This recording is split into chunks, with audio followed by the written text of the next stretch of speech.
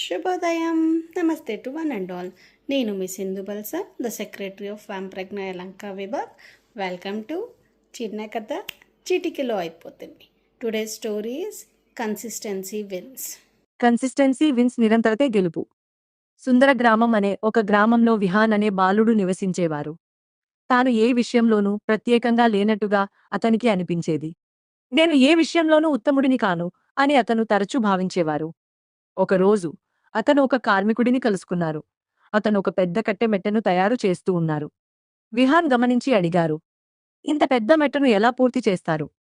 అతను చిరునవ్వుతో సమాధానం ఇచ్చారు, నేను మొత్తం మెట్ట గురించి ఆలోచించను. ప్రతిరోజు ఒక మెట్ట అంతే చేస్తాను. ఆ మాటలు విహాన్ మనసులో నిలిచిపోయాయి. మరుసటి రోజు నుంచి అతను చిన్నగా ప్రారంభించారు. ఒక పేజీ వ్రాయడం అభ్యసించారు. తర్వాత రోజు 10 నిమిషాలు చదివారు. ఆపై ఒక కొత్త పదం నేర్చుకున్నారు. మరో రోజు ఎవరికైనా చిన్న సహాయం చేశారు. అవి చిన్న విషయాలే అనిపించాయి. కాని అతను ఆగలేదు. రోజులు వారాలుగా, వారాలు నెలలుగా మారాయి. మెల్లగా మార్పు కనిపించడం ప్రారంభమైంది. అతని చేతిరాత చక్కగా మారింది.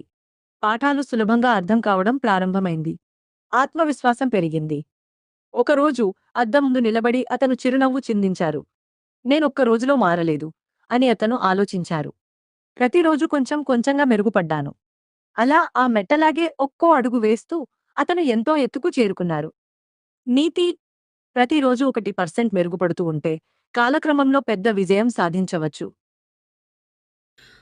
Hope you all enjoyed listening to your story. If this story touched your heart, like it, express your experience in comments. If you want to motivate someone, please do share. Follow for more meaningful stories.